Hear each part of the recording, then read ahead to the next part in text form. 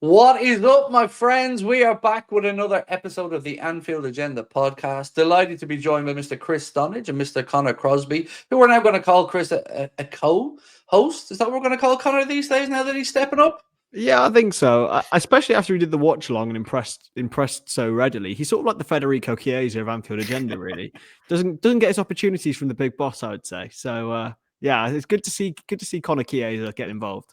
Super sub. I never start, but I'm there just somewhere in the background, ready Always to jump working in. hard as well. Always working hard and loves the club. All of us ball leaders are very insecure, Chris, don't you know? We don't want anybody coming in stealing the limelight. Exactly. Well, listen, I was disappointed when you came back. There wasn't one comment on the watch song saying, "Where's the hairy fella?" 'Cause all I had to deal with was, "Where's the baldy?" Yeah, to be fair though, I'd say most of those were United fans coming in going, the one time we want to come and give this lad a bit of stick and he's not here. Don't worry. I was over head in hands crying at Anfield as well, as would probably Chris, to be fair. You were in the stand across from me.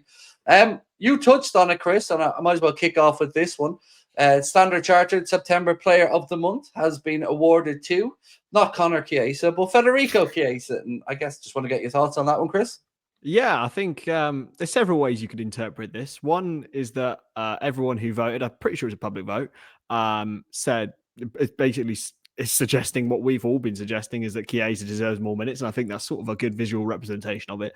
But also, like, we had a pretty shit month, didn't we? And Chiesa probably was the shining light. So, yeah, I think as we've said before, recording, Soberslide probably had a very good shout at it. But yeah, big old Feddy, man. I'm so happy for him. He looked really great, Con. He looked really happy, didn't he, with the trophy as well? Of course he would be. Yeah, why wouldn't he be? Like, he's finally getting a bit of recognition. Like, I seen he played 124 minutes and didn't start a single game in September and won the Player of the Month. That must be unheard of. Like, that, the ratio of minutes played and the fact he didn't start a game, surely that must be a record. Like, it's just brilliant. I wonder who'll get it next month then. Trainee only, maybe. Couple of moments, something like that. It's look, it's great. It's I'm sure Mo probably has no more space left on his walls for these Player of the Month awards. I mean, I'd love to see his trophy room. Actually, I'd love to go in there and see Salah's trophy room with all the awards he's won in golden boots and golden balls. And so yeah, let Fede have one. I think that's the consensus, ladies and gentlemen. So speaking about Salah, Chris. So you and I obviously watched the game midweek, and Lewis Steele incorrectly at first reported that Mohamed Salah didn't clap the away fans, then went down the tunnel with a bit of a sour puss. But it turns out he did, in fact, give some recognition to the travelling fans. But shortly after the game, in which he came on as a substitute, had a few chances, missed a few, we then see him go on to X and remove any Liverpool information from there, changed his profile picture, changed his background. What do we think about that? Or what do you think he's trying to say, more importantly, with that? I thought that sort of thing was sort of beyond a player of Mo Salah. To be honest, it seems a very it's real Craig Houlden behavior. That is Darwin Núñez behavior. It's very weird, isn't it? Like a player who's got such seniority doing that. I honestly couldn't tell you what's going on in Mohamed Salah's head because I'm not a psychic, but I do think he's been getting deserved criticism, all season for his performances. It's not been good enough. I've stuck up for him a lot, but it's even clear to see that even on Wednesday when he came on, it just sort of wasn't there. It's still not clicking for him, where it has done every other season. So it must be something to do with the vitriol he's faced, and on the back of it, it's actually gone on to a lot of people coming out and overtly supporting him on Twitter as well, which I think he'll probably see that and see like, look, I am still valued, but it doesn't excuse the performances that have occurred this season. It's for me, Connor. I find it a strange one. Look, I would echo what Chris said, and it's great to see people come out in support of Mo. I certainly know we here and on our channel don't feel like Mo is finished by any stretch of the imagination. This is just a blip, and it could be for a whole host of reasons. But that being said, for me, mate, these moments, at a time where Liverpool are under a bit of scrutiny at the minute because, of course, we'd lost 4 in a row and not playing too well. Some of the summer signings haven't yet really hit the ground running. I just think, Connor, this type of thing from Salah invites more criticism onto the club and the Liverpool fan base. And I don't really understand the thought process of why he did it, because I would dare to say no Liverpool fan wants to see Salah abused by anybody. But I think, as Chris touched on, a fair critiquing or criticism of a poor bit of form should be acceptable for anyone. Of course, yeah. Like there is a big difference between criticism and pure abuse. Like I didn't see a huge amount of abuse from him, to be fair. I seen some like Instagram comments, people saying like "get out of our club, case is better" and stuff like I that. But hate those idiots, by the way. it's so I stupid. hate those It's so idiots. Just get stupid. out of our club crap. It's so stupid. But like, yeah, like we said, it's just like you just think Mohamed Salah of all people will be above the whole like just social media. I don't know what the word is, but just the Bollocks is the word. bollocks. Just the nonsense around it, like just kind of this like mystery around. Ooh, why do you do this? Why do you do that? Like it's very out of character for him, and it's hard to realize. It's hard to know if it's like targeted at the fans sending abuse to him. Is it just to draw attention to the fact that he was dropped to put pressure back on the manager to start him again and make sure it doesn't happen again? Like it's just bizarre, and especially after like the 4 losses and the bounce back with a 5-1 win, and then most of the headlines is about the fact that Salah changed his profile picture on X. Like it's drawing attention away from the positives, and it is just like you said, just allowing criticism of him, allowing criticism of the club, and just bringing more negativity to a time where we have enough of that already. I'm a great believer, Chris, and if you've got something to say it. And if you don't, shut up. And if Mohamed Salah is unhappy with somebody, whether it be fans, the manager, not being played, say it. Come out and say it, because when you don't say what you mean, the gaps get filled in by others online, and they're usually more nefarious than the real reason. 100%. And actually, Mo Salah has done that on the whole throughout his Liverpool career, especially in moments where we haven't been in great form. He's always put out a rousing post to the fans. And let's not forget his T-shirt as well before the Barcelona game. It's still iconic to this day. Never give up. 100%. And yeah, that's why I think a lot of fans will probably be theorizing, a lot of negative things from this, because he actually has form for doing exactly what you said, saying something when it needs to be said. Yeah, I am slightly concerned by it, especially because he's like a 32-year-old man. Like you don't need to get involved in this. Yeah, I agree. And look, I think we're all on the same page in that not one of us think he's finished. Not one of us. But we did, Conor, I shared with you just before the stream a heat map that Sky Sports had put up. And I did find it very interesting because Mohamed Salah is operating wider than he usually did. Certainly from last season, he was in the penalty area on the right-hand side a lot more than he has this season. So there are, of course, extenuating factors. And I think, mate, none of us really get angry at a player who's pissed off when they get substituted or pissed off if they don't play well. I mean, you want that from them because, they care. It's important to see that. So I don't think any of us are annoyed that, Salah had a bit of a strop. I mean, we all do, and it's perfectly normal. But his form, it's hard to figure out exactly what it is. Of course, every conversation we have this season will be caveated with the devastating loss of Diogo. And some players, of course, will struggle with that more than others or maybe take a little bit longer. So no problem with any of that conversation. But nobody should be above criticism. And Mohamed Salah has set incredibly high standards. And another stat, actually, that I wanted to bring up was, at his age now, 33, it's only Alan Shearer who scored 22 goals or more, or 20 goals or more in a season since they turned 33. Even the Ronaldo and players below him haven't been able to do it. So Father Time is catching up with him. And it's not to say you can write him off, but we do have to find a different way. And dare I say it, mate, this 4-4-2 could be it. Yeah, we touched on this a little bit earlier, just chatting off camera. Just the fact that like this could suit him if he's playing up front in a 2. Like it really gets him into those positions. Like the other night, like he missed a few chances, but at least he got the chances. Like a fully fit and firing Mo Salah with confidence buries at least 2 of those. So it could be a solution, like I said. And like he's been isolated out on the right, obviously, from that heat map. Like you can see he's not getting into the box as much as he used to. Aaron had touched on today the fact that Trent isn't behind him anymore. Maybe that's affecting his position, and maybe he's having to drop a bit deeper to get the ball in the first place, and then he's not getting into the box. So, like you said, I probably wouldn't start him against Brentford, but if he does, I hope he is in a 2 up front and he really just gets a lot of service in that area rather than sticking him out wide, because whatever he's doing is just not working. So if he is going to be in the team still, then at least make a change and put him in a different position. So put him alongside the likes of a Hugo Ekitike or an Isak. He'll be starting tomorrow, obviously, but I think that could be a very interesting thing going forward. So I want to move into the 4-4-2, Chris, that we'd seen against Eintracht Frankfurt, because I think it made us look more balanced. And like myself and Conor have said, it also feels like now that Isak's potentially a doubt for the weekend, it could be a great chance to see what a lot of us have asked for a while, which is Mo to be shifted in central, you know, a la Cristiano Ronaldo, as he got a little bit older as well. This could actually benefit Mo as well, as galvanizing the team, because against Frankfurt, who we have to say are, you know, they were there for the taking. They haven't been in great form, but we still had to go out there. We went a goal behind it, didn't let the heads drop. Your take on the 4-4-2, and just to follow on, do you think that it would be something that would suit Mo? Yeah, I hadn't even thought about Ronaldo, but actually, you do make a very valid point, because he sort of physically deteriorated a little bit, as you all do, as we all do in you know, the late Speak for 30s. yourself. I'm still the perfect specimen that I always was. But Peak physical form. Yeah, it's a very good point. Like, you see a lot of these guys move central and actually, you know, extend their career. I think Mane, although he was slightly younger, that actually really worked in his final season for us, because physically he wasn't capable of taking players on anymore. You can see Salah's not quite as quick as he was. Even last season, you could see that. I think it's going to be really interesting. It's sort of like the redawn of Brexit ball, isn't it? 4-4-2 is back in fashion, long throws, and Sean Dyche is back in a job. It's absolute scenes. Sean Dyche managing former European champions, Chris. Exactly. So yeah, no, I genuinely think it could work, especially with Ekitike. I'd be sort of semi-nervous to see it with Isak, to be honest, because I'm not sure how the pair of them would work together. But him and Ekitike, I think, is a really, really exciting option.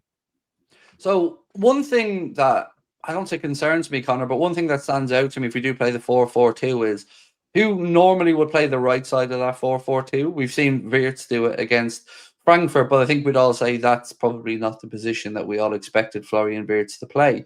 But if you put in Ryan Gravenberch into that midfield, so you're playing with a central midfield too, you're going to get one beside him then. So then you've got like Szoboszlai, McAllister, Jones, and any other midfielders we have, like Endo, Bajcetic when he comes back, Leone. A lot of competition there for potentially one place. So I'm wondering, do you think that was just a time and place thing for Arne midweek, or are you expecting it again against Brentford?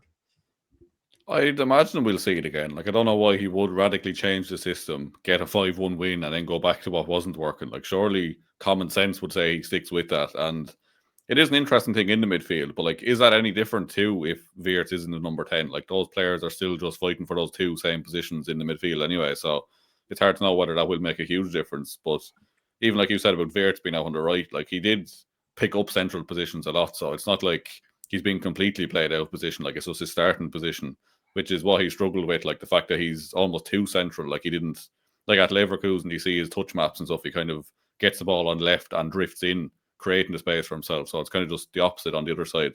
And I'd imagine, like, if we had Kerkez at left back, let's say, I'd imagine Wirtz would then play on the left and cut in, so Kerkez can come up, right back shifts in, because like Kerkez is not going to play as a back three, because that would just be horrendous, I think. But yeah, like, there is a lot of competition for places, which is never really a bad thing either, to be fair. But let's just hope it doesn't end up in people being unhappy. But yes, I would say we see the 4-4-2 again against Brentford.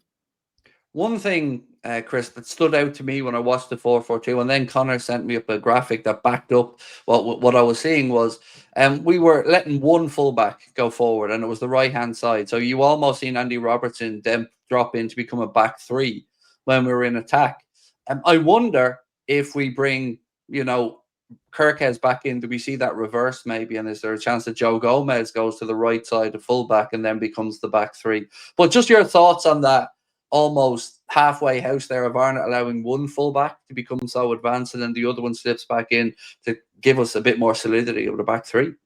We've seen it before. When Alexander-Arnold became an inverted fullback, that's when we saw Robertson tuck in on that left-hand side, or Tsimikas. And for that back end of 22-23, when we went on a really, really decent run, we look really good with that. I wouldn't be averse to it. Robertson's played in the back three for Scotland as well. So, you know, for me, that's a no-brainer. I really like Kerkez, and I think he's got great potential. But I think for the moment, Robertson has to be the choice on that left-hand side, especially after Wednesday. I think that's clear as day. Whether Arne Slot will go for that is another question. I thought, Connor, one of Arne's comments today in his press conference was really interesting. He was speaking about Kerkez and Cody Gakpo, and he spoke about the fact that we all know Cody likes to drift inside, but there are times where Kirkes has busted a gut to make those overlapping or underlapping runs, and he hasn't been utilised. And you could even hear from Arnold that he wanted him to mix it up a little bit by not just always coming inside, but sometimes going around the outside to give it to whoever the overlapping fullback is. Yeah, like we've been screaming about that for weeks. Just the fact that Gakpo was too predictable, like he always cuts in, and that's been backed up now by what Arne said. Like he's kind of called that out almost. And I seen the stat earlier in the United game specifically. Kerkez got the ball to Gakpo 13 times, and Gakpo passed the ball to him once. Like surely there must be a few 1-2s at least on average in that kind of pattern on the pitch. Like so, I don't know if it's a case of Gakpo being, like we said, too predictable and just always wanting to go inside. It's probably not an instruction from Arne Slot. Like if he's calling it out, he obviously isn't happy with it. Or could it be a case of Gakpo just doesn't really trust Kerkez? Maybe he just wants to take it upon himself to create something else. So definitely an interesting one to highlight. But what we get from that, I don't know. Like I wonder, will Gakpo be given a bit of a kick up the arse now and told to actually play the overlap and run more? One thing, I said one thing quite a lot during this. There's been lots of one things. Another thing, 100%. Chris, that caught my eye during the game was, of course, the goals that we scored. And we scored 2 from set pieces, which is hallelujah. Both of our centre-backs were towering headers. We've seen a couple of assists for Florian Wirtz, although it's a stretch to give the one that Dominic Szoboszlai scored an assist because, my God, what a strike that was. But just your take, mate, on the fact that we went 1-0 down and we're still able to keep it together and go and just blow them away in the end. It could have been 6-7, 8-1. And your pick of the goals as well would be nice. Yeah, I mean, for me, obviously Szoboszlai's strike was amazing, but the weight of pass from Wirtz to Gakpo was just like, that's what we bought him for. Like that clinical edge to make it 4-1. I think set piece wise, I wouldn't take too much from it because, to be honest, Frankfurt were just absolutely horrendous at defending set pieces. It seemed like every single time. I don't know whether it was us being good or them being bad, but I would actually edge towards them being bad because they were like, I don't think they knew what any of their teammates were doing. It was pretty embarrassing. But yeah, Szoboszlai's strike was amazing. But the weight of pass, and you could see how happy everyone was for Wirtz to get that assist because he's put the balls in the right places a lot of the time, but finally someone got on the end of it, and it's just a wonderful pass.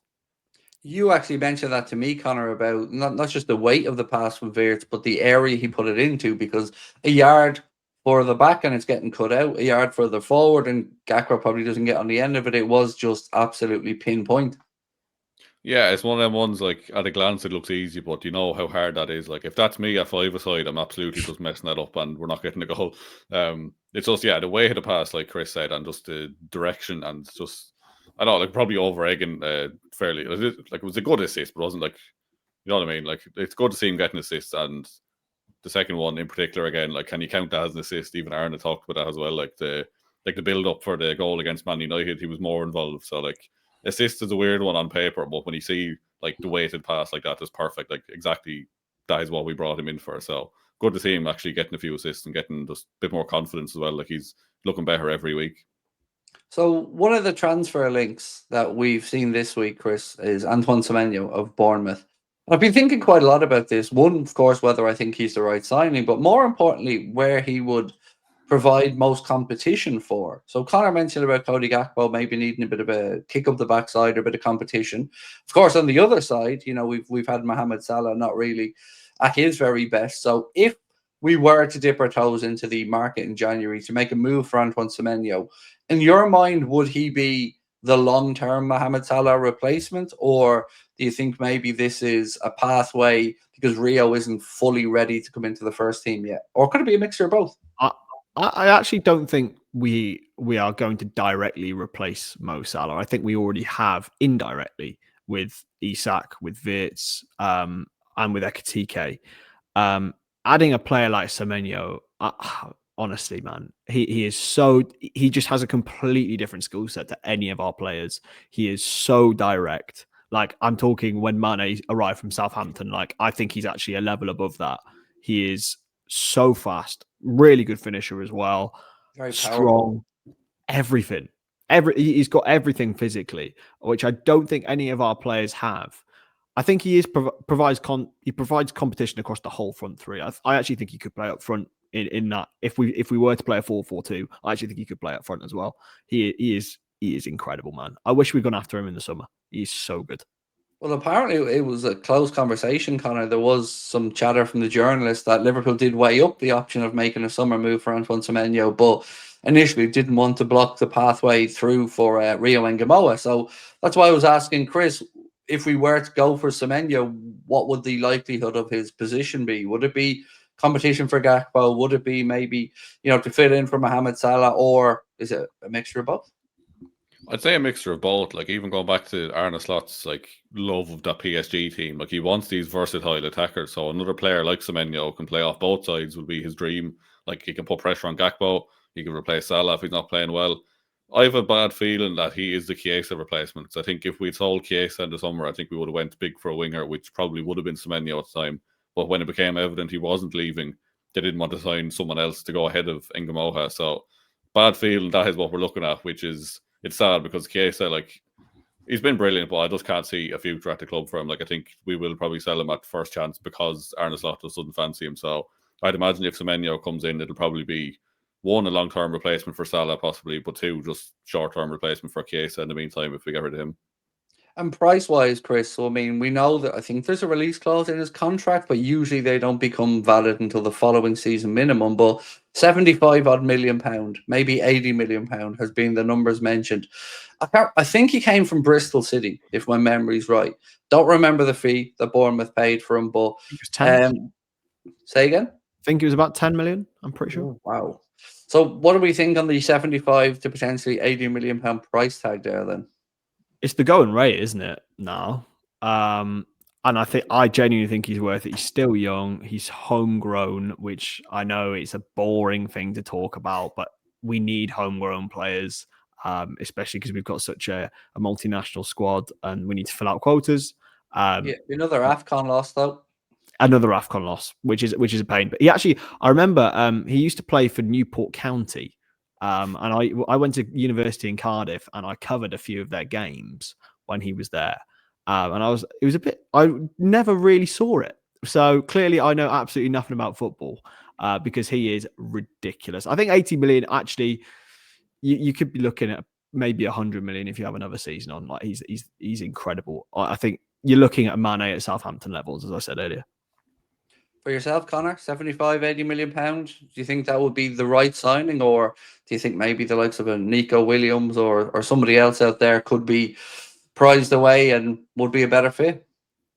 Yeah, it's kind of thing you have to factor in, like Chris said, the homegrown thing and the fact that he's Premier League proven. I think if it's a toss up between the two, but likes of Nico Williams is slightly cheaper, I think we probably would spend the money and go for the player we know he will fit in. We obviously have good ties with Bournemouth from Richard Hughes. We've signed a lot of their players. We've sent a lot of players their way as well. So I love the way we say that. We've great ties with Bournemouth. We bought all the good players and sold them a load of crap that we didn't want. We've great ties with them. We're besties. I'm not sure. Yeah, I'm sure he's very attainable. If we really do want him, I'm sure he'd be easier to get than the likes of Nico Williams, I think. And to go back to what Chris said there, I don't know why you admitted that you didn't see anything in him back then. You had the perfect chance to make yourself look like a genius there. I'm a man of honesty, man. I saw more in Scott Twine, who's now currently playing for. He is playing for Bristol City, actually. So there you go. Well, the next Stevie Gerrard, Connor, Jordan Rossiter is over playing for Waterford. So. Jordan Rossiter, yeah. There's a lot of them players end up in the Irish League somehow. It's always weird to see. He's like the oldest looking 28-year-old I've ever seen, Jordan Rossiter. It's incredible. I was convinced Marco Grujic was going to be the best player in the world when we signed him, so that's my bad shout. Yeah, I'm still banging the drum that Stefan Bajcetic is going to be the new Sergio Busquets. I'm still on that hill. At least there's still a chance. You'd almost forget that he existed, lads, wouldn't you? Yeah. We've seen where is he? I'm paying for Calvin Ramsey. I know he's getting some minutes now with the underage teams, but so this isn't going to happen. But it was a conversation that came up the other day in the chat, and I really couldn't come up with an answer. So let's just say for a moment Salah was to be sold in January. What would his price tag be? What would be a fair valuation? And I guess this is an exercise you could do with any 33-year-old player who may move on, but 18 months at this contract at that point, 33 years of age. It was one that I really struggled to come up with a number for, lads, because I don't know how you measure it. I really don't. For me, it depends on who you're selling to. Because he he is the crown jewel for the Saudi Pro League. He is absolutely the number one because he is the greatest Arab footballer of all time. So you're Maybe looking to at rekindle that bromance with Darwin. maybe. Honestly, like I genuinely think we could get 100 million for him, maybe more if we sold to Saudi Arabia. If we sold anywhere else, probably 50. But he is so valuable to them, and he would completely revolutionize their market. Like for me, if it was going to Saudi, it'd be maybe even more than 100 million, to be honest. They were willing to spend like 80 or 100 on Bruno Fernandes that time, weren't they? So like it has to be comparable, if not 50% or 100% more than that, I think. So again, yeah, Saudi would definitely pay more than the likes of PSG, definitely. It's mad, lads. So let's just see, like, there's £100 million on the table here in January. What you doing? I feel like we turn it down. I think we turn it down, honestly. I think like mid-season, and just I think it'd have to be like an absolutely stupid amount of money, like at least 150 upwards. I would caveat that as well, Chris, to say you'd probably have to have a nod from the player that he wanted it. Exactly. I still think he thinks he's, and rightfully so, too good for that league. So I agree. Yeah. I agree. And again, not trying to wish him away. It was just a thought exercise that somebody asked me in the stream yesterday, and I really did struggle. I think I came up with something similar to Chris, 50, 60 if it was a European club, and who knows if it was a Saudi club, because you just don't know. See, Messi, by the way, signed a new contract to Inter Miami. Did he? Blimey, he must be loving it over there. He's going to stay with them until the new stadium is built. So we'll have 1 year in the new stadium. And then he also has an ownership option to take up some of an ownership stake in Inter Miami. So yeah, it seems to be all. I mean, there could be worse places to retire to, Chris, than Miami. Yeah, exactly. Do you reckon he'll play the next World Cup? Do you reckon they'll pick him? I reckon the one this summer. Yeah. Yeah. Do you reckon? I definitely think so. Can't leave Messi at home. Imagine Messi with his feet up watching Argentina playing the World Cup. It's just never happening. Come on. Well, he said that he's fit. He's no more home international games with Argentina. He said his goodbyes there. So I do feel that, yeah, this will be a swan song, the World Cup. And look, I'm not going to lie, Conor. Secretly, I'm delighted that he won the last one. I so wanted him to get that trophy. Yeah, definitely. Like, I remember watching that game. It was just one of the best games of football I've ever seen, and I was live for him in the end because I am definitely a Messi fanboy over Ronaldo. So yeah, to finally see him actually get like the holy grail of football, like, it was just, what a story. Like, he should have just retired there and then, really. Like, imagine that was his final game, winning the World Cup with Argentina and just sailing off into the sunset. But imagine he could do it twice. Imagine he does it again. I think about that Mbappe hat trick and losing. That must be. I mean, how does that happen, lads? It'd be tough to get the player. Be tough to get the man of the match award. Wouldn't it have to look happy, like? Yeah, and lose. It's that was probably the greatest World Cup final in my lifetime that I can remember. Anyway, it was top notch. So while we're talking January transfer targets, let's get stuck into some centre back talk, because we mentioned before that we could be at a bit of a disadvantage now, Chris, for Mark A, because the likes of Bayern, Barca, Madrid can all really chat with him in January, openly chat with him in January. Now, we have a similar advantage if we wanted Deo Upamecano was an example. But what's your thoughts going into this January transfer window? Because there's a lot of stuff that's up in the air. We don't know Joe Gomez's long-term future. He's also had links to AC Milan again. We still don't know Ibrahim Konate's future. Virgil's 33. We know Giovanni Leone is here, but he won't be available for us this season. What do you think has to be done in January? Like, if you were Arne Slot, day one, would you be going centre-back, or do you think he's going to roll the dice and let it go a bit longer? I think he'll be a really quiet window, unfortunately. I hate to be the bearer of, I hate to be James Pearce here, but I think he'll be quiet, which is not what we need. But the one sort of shining light is the fact that we were willing to get Guehi in. So, and it was only due to, unforeseen circumstances that it didn't happen. That's why I think we'll go and get him in January, because if we were prepared to pay 35 million for him in August, I think surely we'll be prepared to pay 15 to 20 in January if he's willing to go. And that is surely the best port of call for Crystal Palace, because surely they're not going to get anywhere near as much prize money or whatever with Guehi in the team. They can go and reinvest it in someone else. For me, I think it's just the best solution for all parties to go and get him. I would avoid Upamecano like the plague, to be honest. I'm the same. Like, honestly, I don't see it. He's like an even more error-prone, Ibu Konate. We got the better one out of the two when they were playing for Leipzig. So, yeah, Gay's the only centre-half I want regarding incomings anyway. So what worries me, Connor, is a lot of the narrative now in the media, especially on the likes of Sky. Liverpool aren't really getting mentioned too much with Mark Gay anymore. There is a lot more conversation around the European clubs coming in. And I guess to add into that, I would say another name that I'd like to see mentioned in the mix is Ousmane Diomande from Sporting. I think he could be a decent alternative. Yeah, there's been a few of those names thrown about. Like we've seen links with what's the other fella, Palace Lacroix, and then there was also like Nico Schlotterbeck and a few others. But I think Mark Gahey, I think Romano said the other day we're still kind of in talks with him, so it's not all dead and buried. And I think we'd only sign him in January. I think if say like Bayern Munich come in, then it forces our hand and we have to go in, like similar to with Luis Diaz, I'd say, when we signed him. I think other than that, I think we will just hope we get the guarantee that he wants to come to us next summer for free, or else we will move for someone like a Schlotterbeck, who will be seen as the Van Dijk replacement long term, rather than Mark Gahey, who will probably seen as the Konate replacement if he's leaving. But yeah, I'm not feeling too optimistic about January, in all honesty. Like I wouldn't be hopeful that's like a guarantee we sign someone, but we desperately do need a centre back, because we can't go into the rest of the season with 3 centre backs, 2 of them being fairly injury prone as well. So yeah, I do want one, but I'm not too optimistic on it. And on the other side, Chris, with regards to a centre-back at the club that may leave, what's your gut feeling about Konate at this point? Because I'm starting to wonder, is he falling down Madrid's pecking order a little bit? Madrid now looking at Mark Gay and thinking, well, he's probably a better fit.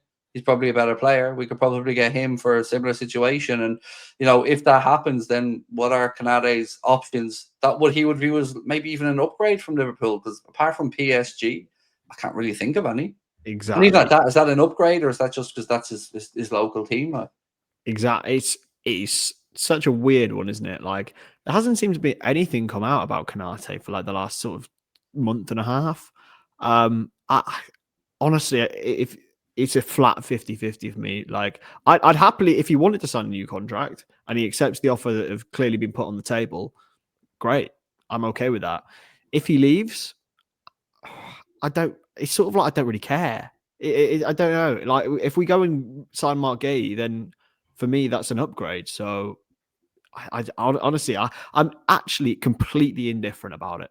Totally indifferent. For me, Connor, the part of it that annoys me the most is the idea of another player leaving in their prime on a free. So we just seen Trent do it. And if we lose Konate, like, it's one thing if you're talking about a Bobby Firmino, or you're talking about somebody who's given, most of the prime of their career to Liverpool and the time's just up. This one, it would sting again for me, mate. And it would again make me ask, how are we letting this happen? Yeah, I'd be hopeful that like Konate should be the last of that lot. Like, we went through a very turbulent time with the club where there basically was no sporting director there for a while. Like, we had Jörg Schmadtke there, but all he wanted to do was trigger release clauses. He wasn't looking at contracts at all. So what was that? He was crazy, man. I love that. What a summer though with them midfielders. Like, he did revolutionise the club, in fairness. But like, contracts fell by the wayside. We let Van Dijk, Salah, and Trent all down to the end. We got 2 of them, obviously, but Trent walked out. Konate then is next. But I think long term, I don't have any worries that I do think if the club gets any sniff of a player wanting to leave, we probably will sell them a year or 2 before they want to leave. But I think, yeah, Konate could be the last of that bunch that was kind of forgotten about, let's say, in that few year period there, where we just wasn't really on our list of priorities at all. So I want to move on to a conversation around Camavinga and Alexis McAllister in a moment, but something just popped into my head as we were talking about all these players and reviewing them. We haven't really spoken much, guys, about Georgi Mamardashvili and his few games now deputising for Alisson Becker. So for me, Chris, it's been a bit of a mixed bag with Georgie. I've seen some stuff that I've really liked. I've seen some stuff that's concerned me a little bit. Overall, I would say I wouldn't be there yet if Alisson decided tomorrow he was leaving to think, yeah, this is the guy. I'm still somewhat on the fence, but there are positive signs. Yeah, I think his frame is unbelievable. He's absolutely huge, and he's got these telescopic limbs. Especially the save against, I think it was Chelsea. There was one save that it was just really, really good.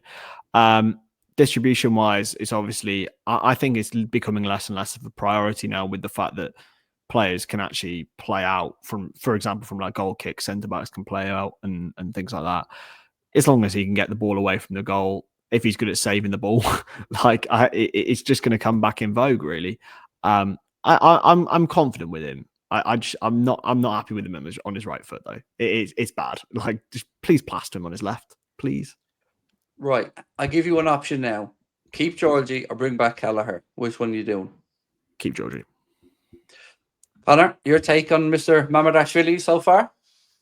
Yeah, and just on that one as well, I take Mamardashvili long term over Kelleher, I think. But yeah, like, he has looked decent, to be fair. Like, I don't think it's not like he's come in. Like, I feel like a lot of clubs would have their second choice keeper come in and they'd instantly look shaky and not at all confident. But I think, like, he has that stature, he has that little bit of a career behind him that we know he is decent. And I think like, apart from passing to his wrong foot, I think the players have started to settle in with him and kind of trust him. Like, they know what they're dealing with behind him. But yeah, I don't think he's quite staking a claim to take Alisson's spot as number one just yet. But again, first couple of games, he's been absolutely fine. Like, I've no problem with him at all, really. Like, one or two instances, but overall, I thought he's looked pretty good considering he's only just come into the team. He's not Freddie Woodman, though. Let's be honest. He might be playing the cup game, isn't he? Is he? Report last night. Was a report what game was that? Was it a Palace Against game? Palace? Yeah. Oh God! Yeah, no. it was a report last night. Listen, Please, he won the Golden Glove in the Under-20 World Cup, so respect Freddie. I mean, don't really know where to go with that one, but okay, fair enough. That's Rian Brewster-esque, I think, but right. So to finish up, gents, I thought we could have a bit of an interesting conversation that kind of circles back around to what I mentioned about our midfield numbers earlier on. A few bits of murmurings coming out of Madrid that Eduardo Camavinga is unhappy. I think 116 minutes played so far this season for Xabi Alonso's Madrid, and not really the manager's favourite. Now, we know that Madrid have an interest in Alexis McAllister, and I think deep down, a lot of us do feel that Alexis will move on at some point. I don't think many of us think he's going to retire at Liverpool Football Club. So if there was a world, Chris, where we could make Camavinga come one way and McAllister eventually go the other way, and I'm thinking about this from the balance that we spoke about. We've got one DM really in Gravenberch. Yes, Endo's there, but very different DM. If you brought in Camavinga to give another bit of balance there, yes, you'd lose Alexis McAllister, but I'm just wondering, is it something you'd entertain? 100%. I love McAllister, but he started this season pretty rubbish, hasn't he? It's a fitness issue. I can see that, but as you mentioned, he's sort of the player who you can sort of see is destined to go to Spain at some point, whether it be with Real Madrid or with Barcelona. Camavinga has had that move very, very young, and never. To be honest, he had most of his minutes at left back, if things recall me rightly. So, yeah, I think in defensive midfield, when he was playing in the French league, he was ridiculously good. Like, as a teenager, so I'd be so up for having him at Liverpool, man. He is class.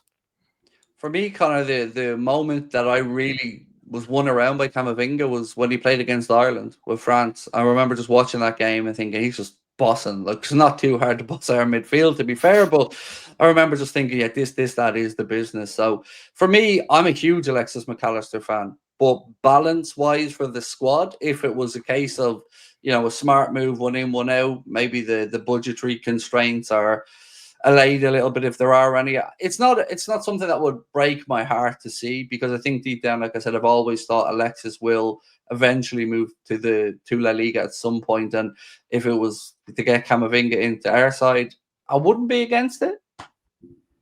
Yeah, it's not like we want to push McAllister out the door exactly, but like in worst case scenario, not like the fella down the bottom, kicking him out straight away. Big McAllister hater. Yeah, if it was a case of like if McAllister did want to move, Camavinga wanted out, and we wanted Camavinga, then why not? Yeah, like, he's a fantastic footballer, not getting enough minutes at Madrid. Like we said, we could definitely see McAllister ending up there, and there's been a lot of chatter around him. Like, I even seen Matt Thielen the other day was saying that, like, in the summer Madrid were sniffing around McAllister, and both the player and the club were basically like, no, hands off. And now the stance seems to have softened from both parties, which is very interesting. Like, I don't know if that's, like we said, maybe the change in system, maybe he just, I don't know, like, I don't want to speculate and say that he doesn't like Arne Slot's tactics or whatever either, but there definitely does seem to be a lot of chatter around it. So it wouldn't be the most surprising thing if something like that did end up happening.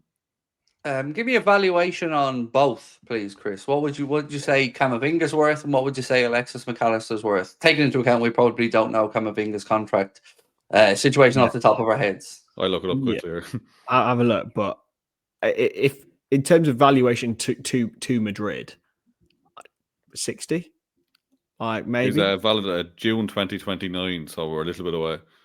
Yeah, so he's got plenty of time in his contract. 4 years, we'll call it 80 then. And I think it's the same for McAllister. I think they're pretty much bang on exactly the same, to be honest. Totally different players, but similar valuations to the clubs. We could potentially argue McAllister's even more than Camavinga, because if he's only playing 116 minutes, that's doesn't seem like particularly great use of his time, really, being at Real Madrid and wasting his career away. And for yourself, Conor, would you agree we're almost at a parity with valuations? Yeah, I think with Camavinga having such a long contract, I'd say so. If they were the same length, I would say McAllister probably a little bit higher. But then again, like if you look at like Premier League proven players, like if you're looking at the likes of Declan Rice and Caicedo, the prices they went for, like should McAllister be up in the £100 million mark rather than the 80 million? That's not for me to decide, obviously, but I think like he should be up in that category. So again, I wouldn't be pushing for it, but if the club seen that as a good deal, then I trust Richard Hughes in these things, to be honest. Like he does seem to be good with negotiating, so no doubt we would do the swap deal. They'd give us 60 million and 3 other players as well, because that's just how we operate usually. I was confused about the valuation for Maka, because I feel like last season, at the end of the season, the valuation probably would have been higher than it is now, based off the start of this season. And when we're speaking about the midfielders that, Declan Rice, Moise Caicedo, again, end of last season, I probably would have made the argument that he is somewhere around there, but not with what we've seen so far this season. So, look, it was an interesting one. I just wanted to get your thoughts on it. And before we finish up, gents, just want to get a score prediction for you. For the game against Brentford, former Liverpool FC, Jordan Henderson, Caoimhín Kelleher, and of course now being managed by a big Irish Don. So, there is that to worry about. Wonderful head of hair, by the way. Wonderful head of hair on Keith Andrews, I have to say. Don't know what it is, yeah. For a man of his age, it's certainly enviable. And look, it's great to see an Irish manager in the Premier League. I got to say that as well. It really is. I didn't think it was going to be Keith Andrews if you had asked me 5 years ago, but so score prediction, Chris, for the game. 3-1. I'm going exactly the same prediction as I said for the Frankfurt game. 3-1, but we're going 1-0 down. Not again. Can we not? No, Chris, not again. I was nearly right. Heart's still broken for that Mbeumo goal inside the first 62 seconds. That was an actual head in hands moment for me inside the stadium. Conor, your prediction? I'm convinced that we're going to go on a run of winning games, but they're going to be crazy. So I'm going to go for a 4-2 win. I think we'll go 1-0 down, get to 4-1, and then they'll get another one then. And there'll be some sort of set piece that'll get us as well. Nice. We like that. 100% long throw. Brentford, there we go. Massive long throw merchants. And if I was to push you for goal scorers? Ooh. You go first, Chris. For my 3-1, I'll go Nathan Collins for Brentford. And then Mo Salah double. He's getting back in it. And Federico Chiesa off the bench. Nice. Interesting. Conor, for yourself? Ekitike is going to bag 2. Gakpo is going to get 1. And then Salah off the bench will get 1 towards the end. Nice. No love for Verts. Lads. 4 assists. There you go. I'm just hopeful that we can head the ball in the right direction this time and start to pick out Liverpool players, because this is going to be a much bigger test than the game against Eintracht Frankfurt. But if we can get the win, the wheels are back on, and who knows what's in store for the rest of the season. So a massive thank you to Mr. Chris Stonage and Mr. Conor Crosby. Again, for you guys watching, love to know your thoughts. If you're watching this on YouTube, let us know in the comment section. Don't forget, you can also check out the full podcast on Spotify as well. And we'll be back early next week to discuss what is hopefully another victory as the redemption arc continues. We'll talk soon. Much love. Bye-bye.